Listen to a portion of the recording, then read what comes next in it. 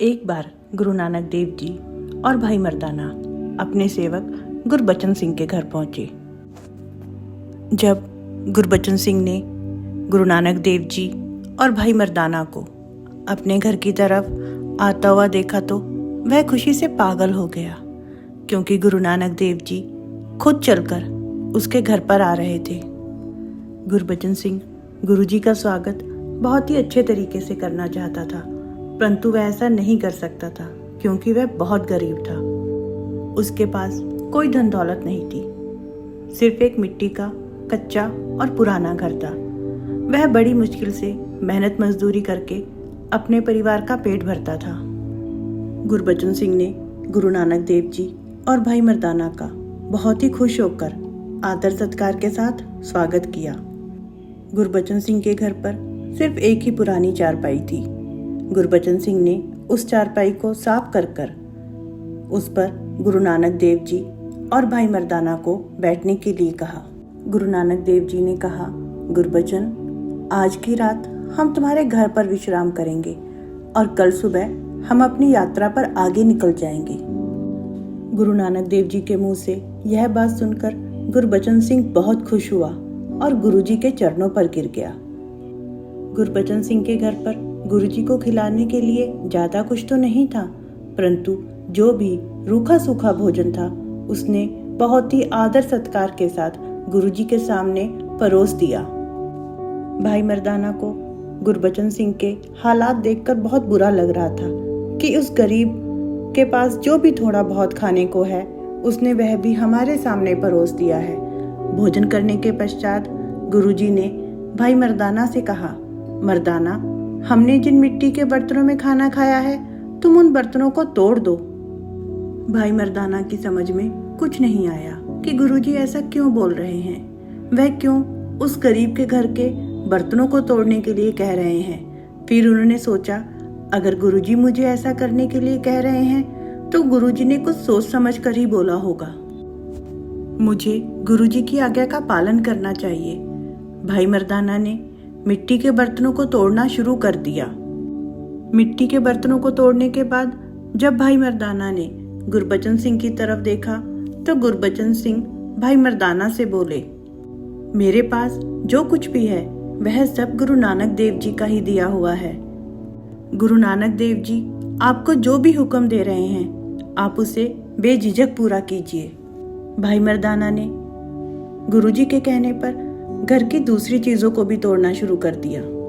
अगले दिन सुबह गुरु नानक देव जी ने गुरबचन सिंह को अपने पास बुलाया और उनसे कहने लगे, गुरबचन सिंह, अब हमें यात्रा के लिए आगे जाना होगा।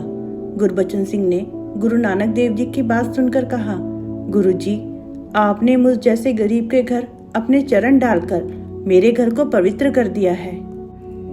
मैं इसी से धन्य हो गया हूँ, परंतु मैं आपके सामने एक विनती करना चाहता हूँ कि मैं कुछ दूर तक आपके साथ चलना चाहता हूँ। मैं आपकी इस यात्रा में शामिल होना चाहता हूँ ताकि मैं आपके साथ थोड़ा और समय व्यतीत कर सकूं। गुरु नानक देव जी ने गुरबचन सिंह को अपने साथ चलने की आज्ञा दे दी। जब गुरु नानक देव जी भाई मर्दाना और गुरबचन सिंह के साथ घर से निकलने वाले थे तो गुरु नानक देव जी ने भाई मर्दाना से कहा, मर्दाना, यह जो मिट्टी का घर है तुम इसे भी पूरी तरह नष्ट कर दो, इसे तोड़ दो। गुरु नानक देव जी की बात को सुनकर भाई मर्दाना हैरान रह गए। उन्हें कुछ भी समझ नहीं आ रहा था कि गुरुजी ऐसा करने को क्यों बोल रहे हैं। भाई मर्दाना ने गुरु नानक देव जी से पूछ ही लिया, गुरुजी, इस गरीब के घर का अधिकतर सामान तो हमने तोड़ ही दिया है, अब तो सिर्फ यह मिट्टी का घर ही बचा है। अगर हमने इस घर को भी तोड़ दिया तो यह गरीब कहाँ पर रहेगा। गुरबचन सिंह ने भाई मर्दाना से कहा, भाई मर्दाना, अगर गुरु नानक देव जी मेरा घर तोड़ने को कह रहे हैं तो आप उनकी आज्ञा का पालन कीजिए। मेरे पास जो कुछ भी है वह सब गुरुजी का ही दिया हुआ है, मेरा तो यहाँ पर कुछ भी नहीं है। गुरबचन सिंह की बातों को सुनकर भाई मर्दाना ने घर तोड़ना शुरू कर दिया। घर को तोड़ने के बाद भाई मर्दाना और गुरबचन सिंह गुरु नानक देव जी के साथ आगे की यात्रा पर निकल गए। चलते चलते शाम हो गई। गुरु नानक देव जी गुरबचन सिंह से बोले, अब तुम अपने घर वापस लौट जाओ, वहां पर कुछ काम अधूरा रह गया है, तुम जाकर उस काम को पूरा करो।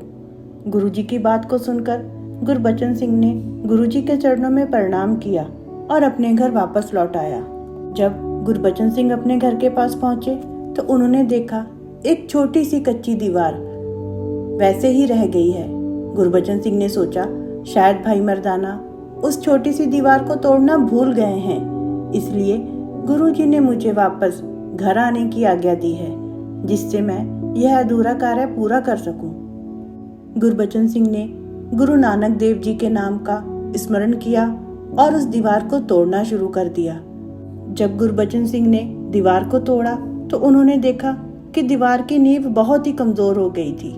गुरबचन सिंह उस जगह की सफाई करने लगे तो उन्होंने देखा वहां पर एक सोने की मोहरों से भरा हुआ बर्तन था। गुरबचन सिंह उन मोहरों को देखकर बहुत खुश हुए।